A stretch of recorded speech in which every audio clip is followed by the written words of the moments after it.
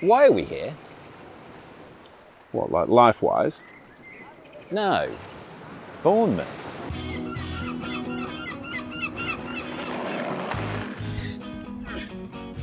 That's very meta. The sun's shining, which is lovely, but also affecting the camera work. Certainly wasn't expecting that. You guys are idiots. We're in Bournemouth today with Physio Matters. We're filming our first ever Physio Matters TV episode. It's the only place in the world that does this course. Yeah, I've really enjoyed it. It's intense. In this instance, you've really got skin in the game. These are going to be the therapists that serve your community. The centre of the bullseye for Physio Matters, really, so it's why we're here. So that either is really scary, and it can be, or it's really exciting. We're seeing more exercise science being integrated into healthcare in the UK. Yeah, I definitely understand that criticism. Here we have an X-ray service, an ultrasound service and an open upright MRI service. Do you think there's a risk you're going to be accused of being a traitor? What's the difference between physio and chiro? So, and I always have this issue about thinking, if my back hurts, do I need an osteopath or a chiropractor? Well, with a chiropractor, you're talking really about the back. I haven't got a clue. So Jack, why are we in Bournemouth? Yeah, I've got to answer that, haven't I now? When people talk about integrated MSK services, and many do, they often just, they can talk a good game, but they're not going to actually do it. But when Neil Langridge says it, and you hear about how many angles and factors they're trying to integrate, yeah, it begs the question, might this be the one? Might this be the template? Might this be something that we can use as a blueprint of practice that could then be replicated elsewhere and truly reform MSK practice? And we also know through Neil and his colleagues, and from what he was saying, that they were open to that scrutiny. And so as soon as someone's going to be applying themselves that way and inviting us along, then we just come and point at the camera and put microphones under their nose. I see no reason why we couldn't interrogate that claim that this is the future. I'm Leslie, I'm the Vice-Chancellor here. I've been here for 3 years, physiotherapist by background, and previously in higher education for probably longer than I'd like to admit, probably 25 years or so. So the context of us being here, of course, is because there are some really interesting innovations in the school, including the fact that you introduce yourself as physio by background in a very multidisciplinary school that is then driving towards person-centred rehabilitation. The centre of the bullseye for Physio Matters, really, so it's why we're here. What is the history, though, of the organisation and the institution? Yeah, so short. So we started in 1965 as a chiropractic training college, the first in Europe, and very well supported by some of the countries around Europe. And very much a move away from, I guess, the sort of American model, much more sort of system, neurologically driven chiro, to one which is very evidence-based, right. Much more like structural that we'd imagined, much more mainstream MSK. Okay. And that's what this place has always been doing. Because it wasn't part of mainstream healthcare, of course, one of the key developments very early on was to have a practice on site. How do you train your students? You train them in an on-site clinic with patients coming in. Yeah. So that model, as you can imagine, is obviously you're sort of training as you're educating and starting to link in with the community. Mm-hmm. If you imagine sort of taking that fast forward, that can grow, and that model around actually education, training and clinical care at the same time, alongside research, which obviously you can do because it's such easier to do it outside of the mainstream healthcare. Yeah. So, those three triads, education, clinical care and research, expand that model into different professions, add on diagnostics, link in with the NHS, build up the patient groups. But actually the thing in the centre between all of that is always the patient. Mm-hmm. So how can we improve patient care? How can we support our local community?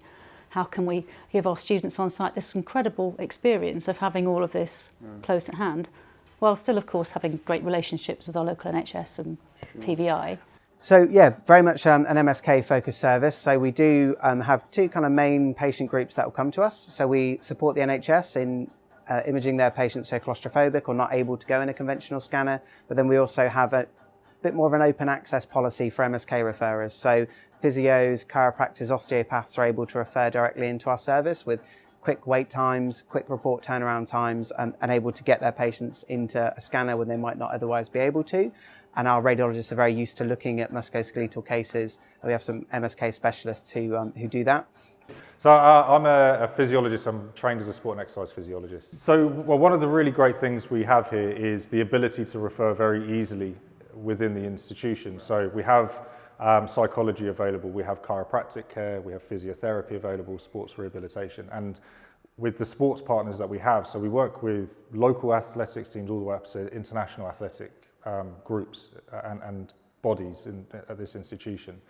And one of the things that is always found to be appealing is that we might be able to offer injury triage, treatment and rehabilitation in one place, which then alleviates some of the strain on those teams specifically, or those bodies specifically, so that they don't have to take resources away from healthy athletes, and they can instead send unhealthy athletes or injured athletes to us for that rehabilitation and treatment and return to play. It can all be done in one place. So at the moment we're developing new courses. We have developed new radiography, physio, sport and exercise sciences, sport rehab, moving into, from January, podiatry, speech and language therapy, OT and dietetics. So kind of broadening the suite, but at the same time looking to develop our imaging education into not just ultrasound, but into reporting, mammography, cross-sectional imaging kind of reporting. So that's a really key area for us, is the imaging side of things. And obviously working with our NHS colleagues, it's an area post-Richards review about expanding opportunities, needing more healthcare in that area. We're also developing new clinical services, so Neil Langridge has arrived, he's heading that up for us. The project role that I have is overseeing the clinical and rehabilitation services. So the clinical services include chiropractic, clinical imaging, we'll have musculoskeletal physiotherapy, neurological long-term condition management, sports therapy, and anything that we think we'd like to develop associated with exercise physiology.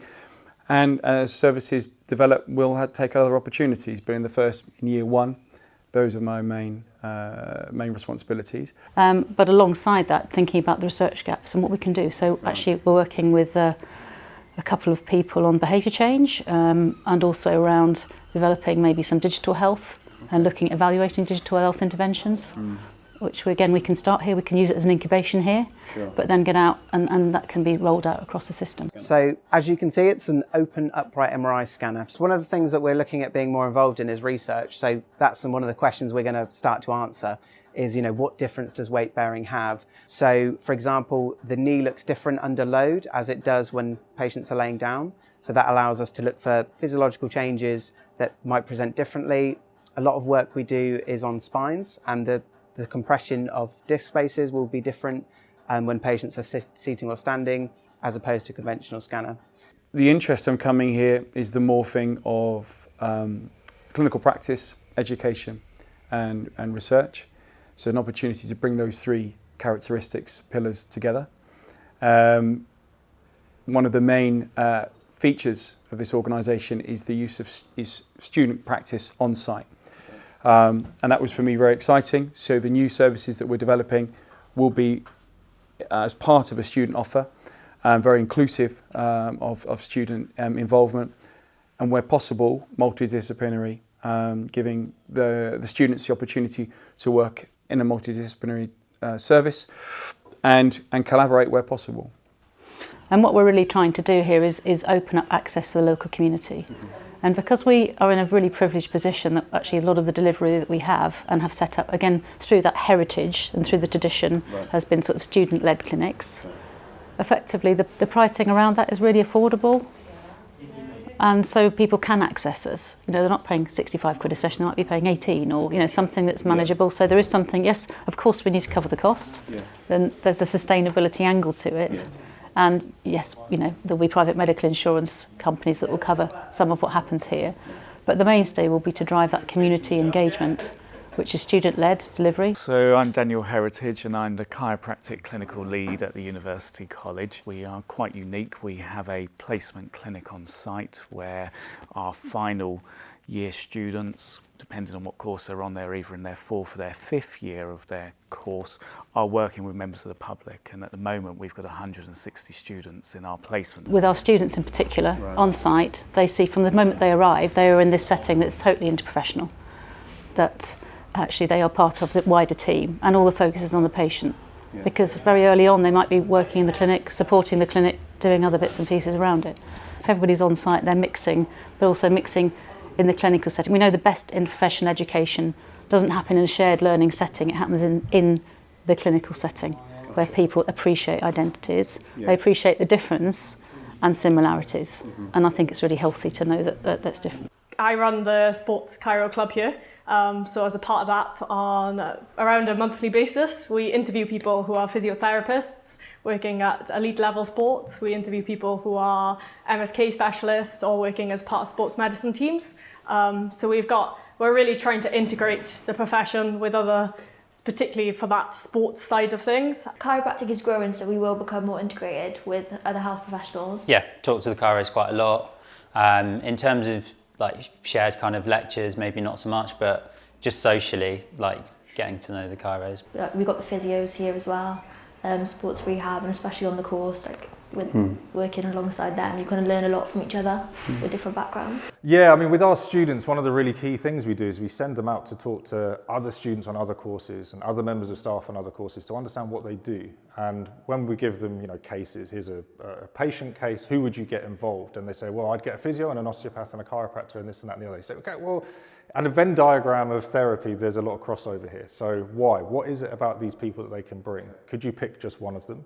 Do you need to use multidisciplinary care by using all of them, or is it better to use interdisciplinary care where you consult all of them and that then directs what you're going to do? So I think understanding people's roles and what they bring to the party is really important. When I first started here, the risk was setting up a new clinic on the other side of the road, and of course you've got a very highly regarded, well-established, enormous chiropractic clinic already functioning, and I've come in and I've got to set up a brand new clinic from a standing start with no staff at that point, and actually no service spec and actually no activity. So that either is really scary, and it can be, or it's really exciting, and that I'll wax and wane.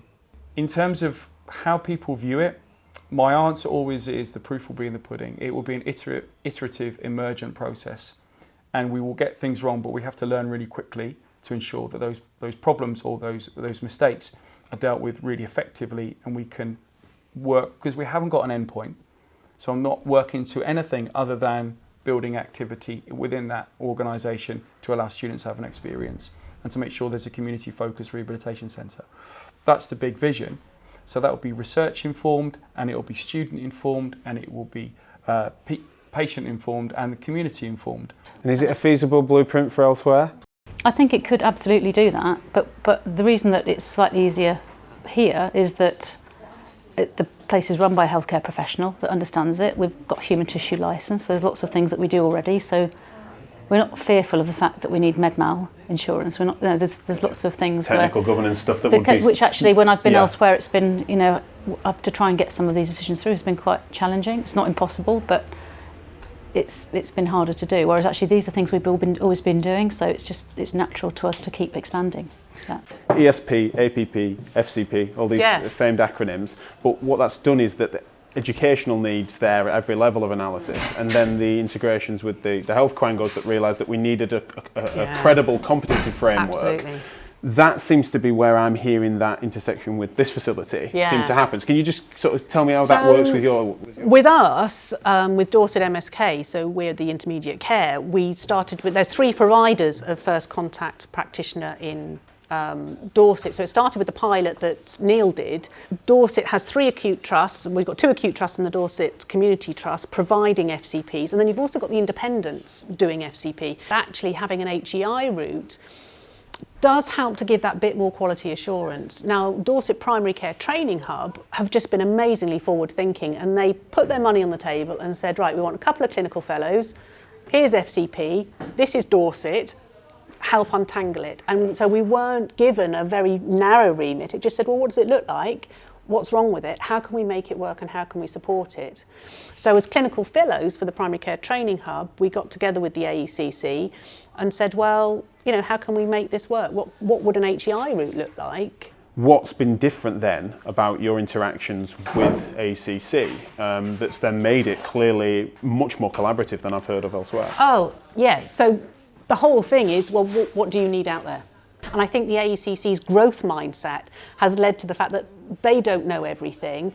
You've got expert clinicians out in the community who can see where the need is. And if we're saying as MSK practitioners, this is what we need, we're probably not the only ones. Whereas the AEC approach from the very beginning was, what do you need and how can we make it work? And how does that fit into a national framework? And that led to the collaboration with them over the funded pathway. I mean, we were really lucky to get, not lucky, we worked really hard and really well to get the tender with HEE to provide an FCP HEI module.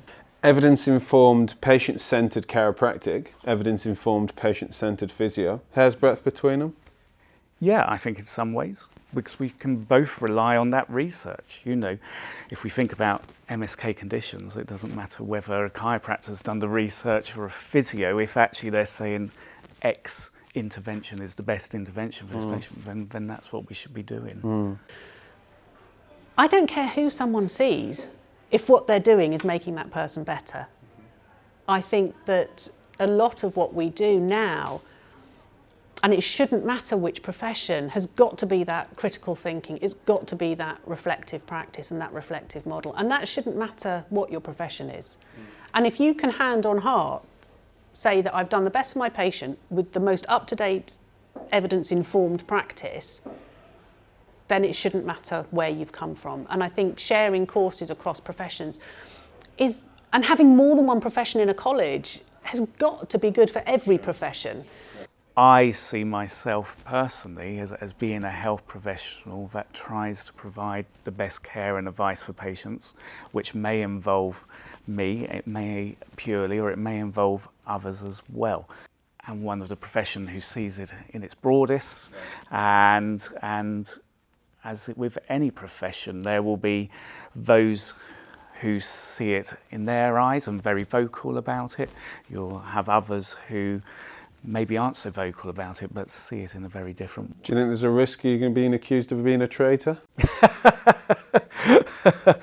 I'm sure there always is that chance, but I think, you know, I've got to think about the patient and what's best for them, right. and also the profession. I think as a profession, if we don't integrate and embrace other professions, then actually we're going to become very insular, and that doesn't do our profession any favours, and that would be the same for any other profession. Again, I'm working out, is there a coin toss? Is there just a drawing of referrals at any point, or do we think that there is a difference there, that we actually would triage things into categories? So in terms of the diagnostic complexity, that is based on capability and competency, and irrespective of your badge or your background. Right. So if everybody matches and meets the required competency and capabilities to deal with complexity and involve imaging, it doesn't matter who you see, it'll be the next available person. I asked Daniel this question, it sounds a bit of a funny one, but do you think there is a risk of you coming across as a traitor to physiotherapists, saying something like that at that level, at the top? We're talking about a top of license thing, that you're a hero to many in that regard for what you've done for the progression of the profession of physiotherapy. That to think that in that instance it's a competency-based decision, with the badge then being less relevant than the competence. Do you fear that is a risk that you consider traitorous in that regard? Consider a traitor. I wouldn't. Well, if everyone had thought that was the case, that would be I guess their opinion. But I wouldn't feel that's a risk, because I really wouldn't mind. I wouldn't, if that's what people thought, because actually I truly believe, and so I would stand by that competency and capability outweighs your badge. So if you are competent and capable to manage a condition in whatever environment, and you tick all the boxes on safety, and you tick all the boxes on governance, it is about access and what's best for the patient, irrespective of what everyone thinks of their own profession. So, Chris, thanks for joining us. You are local, and we've come to your back door, but unfortunately we've timed it badly, and you're not here in person. But thanks so much for your time. Where is it you're phoning us from? So I'm in Birmingham at the minute, but yes, absolutely gutted that you're in Bournemouth and I happen to be in Birmingham, because it would be lovely to actually be there with you in person. No, brilliant. How did it come about that you got involved then, and what has your role to date been? So I have to say I didn't know very much about AECC before the beginning of this year, but obviously I know Neil Langridge really well. So when he came across, he provided me the opportunity to get involved, and I absolutely jumped at it. For me, to be honest, it's just a perfect combination. So it's the combination of the research, the education, being able to influence the next generation of healthcare practitioners, clinicians and so on, and the clinical services that can be offered to the local community. It's just a magic opportunity. Now, I have been a bit of a sceptic to some degree because there's so many places across the nation that have sort of made these sorts of claims that they're going to find this sweet spot of hybrid integration and joining the dots. And then when either we say, can we come and have a look, or we ask some fairly basic questions about that, or we ask people that they didn't tell us to ask, it turns out that they are all talk, but when they try to walk the walk, it struggles. Yet here we are, being invited in to really poke at it, and the culture is one of true integration and openness, and and a willingness to reflect on the fact that the history, we should be respectful of it, but it won't bind us. Has that been your experience too? Absolutely. If we go for a drink in 10 years' time, what do you think you hope to be most proud of, both personally and as an institution? I really hope that we can, in this area of quite high multiple deprivation, make a difference locally with our population, because I really hope that we can help them access the type of care for them to thrive and for them to get back to all the things they want to do and get back to work. So actually there's a sort of an economic, there's an individual well-being benefit, there's a societal and economic benefit for this area. So there's something about playing our part in the regeneration here, which I really hope we're seen as a really key cornerstone in that. Yeah. At the same time producing a whole load of graduates who are really, I guess, a really strong understanding of how you can work together in a very person-centred way with an appreciation of different professionals. So, Jack, we've been in Bournemouth all day filming. We've been to AECC, we've spent some time on the beach. What are your reflections of the day? We've scratched beneath the surface and we've tried to poke some questions. Is this the best route forwards in MSK? I like the poking some questions, that was good. We love poking questions. I've really enjoyed every part of it, especially the bit on the beach, you can imagine, but everyone's just been so forthcoming. I can't believe how much access we were given. And obviously not just to facilities, that's kind of easy for them to just open those doors, but I mean that people were really keen to talk to us, open to any question we might throw at them, for us to identify and invite them to reflect on some of the challenges that are kind of inevitable down the track, including ones that they've got to face up to, such as, the interprofessional piece. There's a lot of different identities in the mixer around there. There's a lot of styles of practice that are going to rub up against each other in time and might already have done. And they are just embracing it all, aren't they? Yeah. That's the thing. There's no hiding from it. There's just a real spirit of it being, and culturally I'm very impressed with how they are on a mission. Everyone is, from the top down. And the students kind of get it, and the students are excited by it and stuff, and they're also innovative enough to sort of have us come along and interrogate it, which is cool, and work with us on sort of that. So I'm really impressed. I think that the proof of the pudding will be in the eating, of course. I mean, what can we?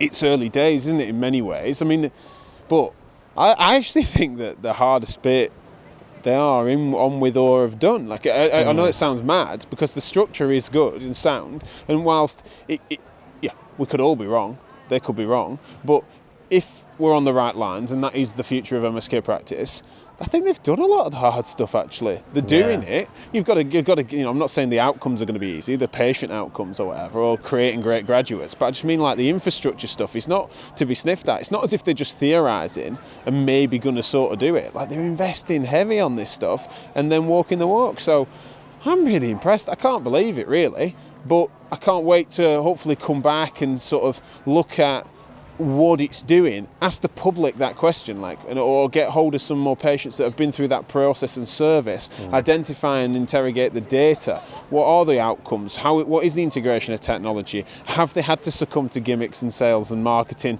in ways just to get people through the doors and stuff that means that then it's not quite as robust and ethical as we might have thought? I don't see reason to think that it won't be, but who knows? So we're going to come back and eat that pudding. Delicious. Delicious pudding. Delicious pudding. Yeah, absolutely. Where is the proof in said pudding?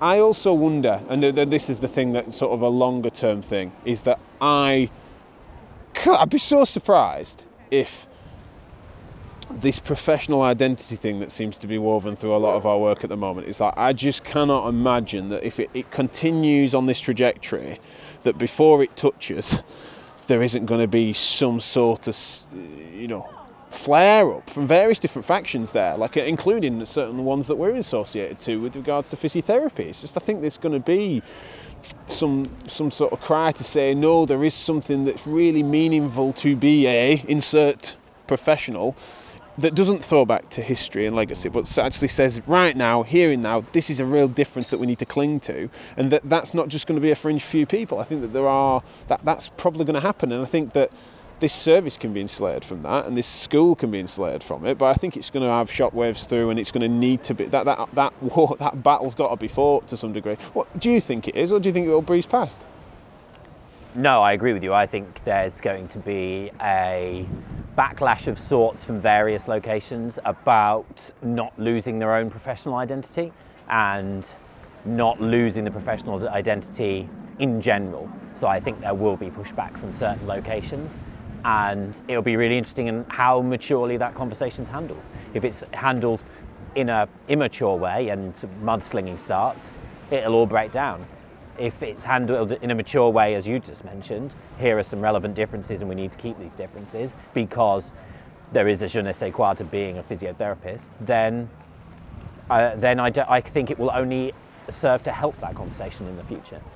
I think one of the other things I think is really fascinating about it is that there is a interdisciplinary piece that is easier between, say, sports rehab and physio, as is happening in some locations, or between, say, even I've heard of osteopaths and sports therapists working in harmony in certain clinics and stuff. Physio and chiro, not that they're further apart, but I just mean it's more of that's a more challenging of the two identities. That is a more they kind of do butt up against each other more obviously. So it's not as if there's any low-hanging fruit being taken there. Obviously, we've got sports rehab and podiatry and all the imaging professions kind of in the mixer there. But it's kind of I find that to be really interesting because if that does work, then that's the hardest version of that problem, isn't it? So good on them. Yeah. And the fact that then, the all of them really want to get on with it. Yeah, totally agree. I mean, massive thanks and props to the AECC for having us. Unbelievable experience, but also I'm excited to see can you do better? What services are you involved in, or what projects do you see as being on a par with this, because it's something that I think is spectacular, the blueprint, the opportunity for people to learn from this and to truly raise standards in MSK practice and the knock-on effects that would have in wider healthcare. It's got an intersector thing with regards to private and public, it's got the multidisciplinary piece, it's really is the next frontier of healthcare. So if you think you're in touch with stuff that we've not paid attention to that you think could do better, then let us know, especially if you're also going to be brave like this lot in letting us come and have a snoop around. Because I'm not pretending it's perfect, it's sort of embryonic in some parts, but it's the real deal, and what more can we ask for than that? So fair play to them. Thank you for having us, and please do make sure you keep an eye out for more stuff like this as we do more deep dive documentaries such as this one.